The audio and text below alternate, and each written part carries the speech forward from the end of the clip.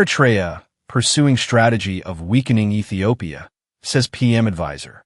The regime in Eritrea has continued pursuing its strategic survival calculus of weakening Ethiopia, East African Affairs advisor to the Prime Minister, Getachew Reda, underscored.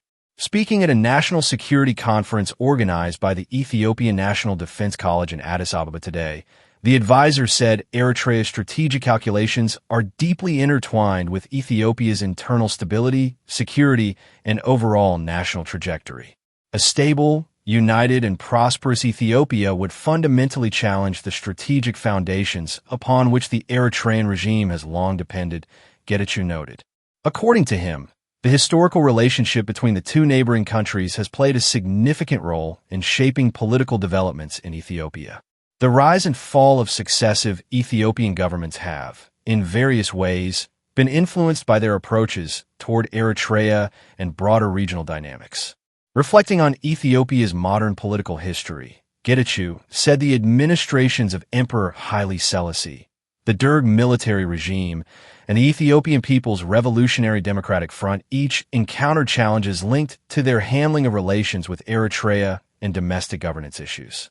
In the current context, the Eritrean regime's strategic calculation for its continued existence is closely tied to Ethiopia's overall survival and security, the advisor stated. Getachew further pointed out that Eritrea's leadership continues to pursue a long-term strategy aimed at undermining Ethiopia's stability.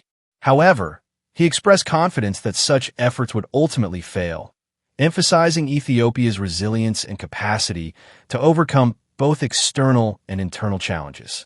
Underscoring the importance of drawing lessons from history, Getachew called for a strategic and forward-looking approach to national security and regional relations. To effectively safeguard Ethiopia's national security, it is essential to understand historical processes accurately and manage future relations with caution, wisdom, and strategic foresight.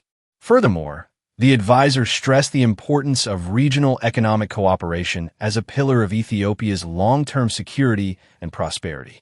He argued that deeper economic integration, expanded infrastructure networks, and enhanced cross-border trade could strengthen Ethiopia's regional influence while creating shared opportunities for neighboring countries. By promoting interconnected development and mutually beneficial partnerships, the advisor said, Ethiopia can advance both its national interests and broader regional stability, laying the groundwork for sustainable peace and collective prosperity across the Horn of Africa. Turning to developments in Tigray region, Getachew condemned the leadership of the defunct Tigray People's Liberation Front, TPLF, for placing political ambitions above the interests and well-being of the people of Tigray. Elements within the group remain focused on regaining political influence at the federal level, a pursuit he described as detached from current political realities. The advisor further underlined the need to distinguish between the TPLF leadership and the broader population of Tigray. He revealed that many residents of the region are increasingly seeking alternatives, pointing to youth migration and concerns over forced recruitment as indicators of growing public dissatisfaction. Finally, Getachew stressed that lasting peace in Tigray region requires prioritizing economic recovery, job creation, and community-centered development initiatives that restore hope and improve livelihoods. Sustainable peace and national stability cannot be secured solely through political arrangements, but rather through addressing citizens' basic needs, accelerating economic development, and strengthening people-to-people ties.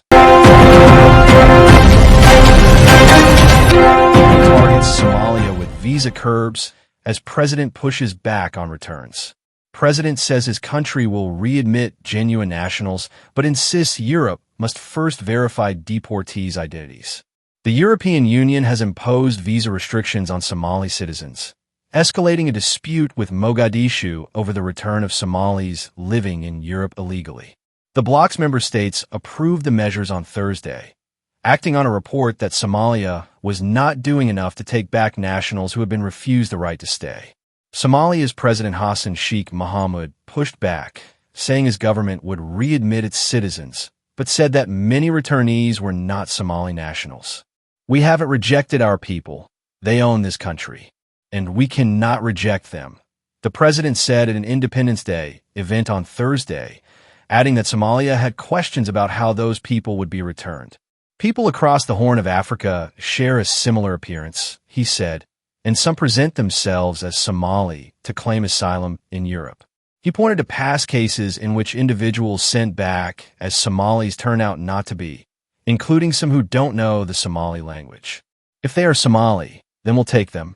If they aren't, we'll help you find out where they are from, and you can send them there, Mohammed said. The pressures driving people to leave are rooted in decades of upheaval. Somalia is still rebuilding after the collapse of its central government in 1991 and the long civil war that followed.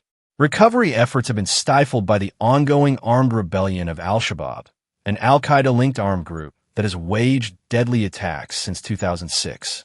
Those conditions have pushed many young Somalis to attempt the dangerous journey to Europe, often through Libya, where migrants have faced detention, extortion, and violence.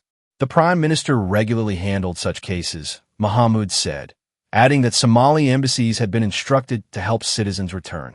Magnus Brunner, the bloc's migration commissioner, said countries of origin had to meet their commitments, otherwise there can be consequences. A European Commission assessment concluded that Somalia's cooperation on readmission was insufficient.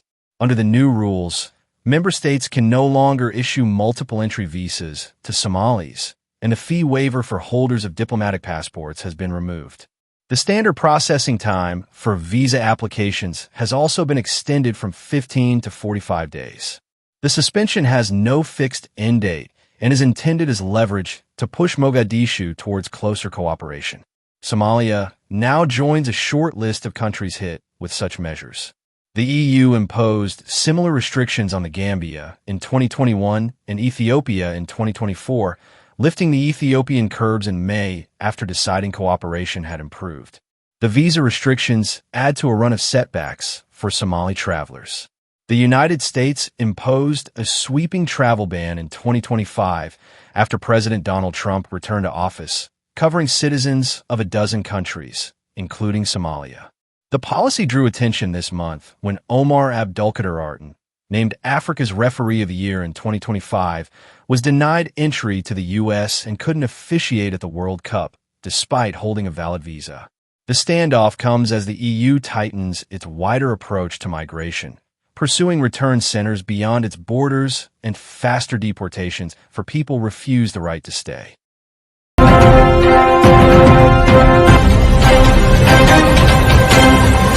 Thank you for staying with us. Don't forget to like, share, and subscribe to Ethio-Eritrea Index channel.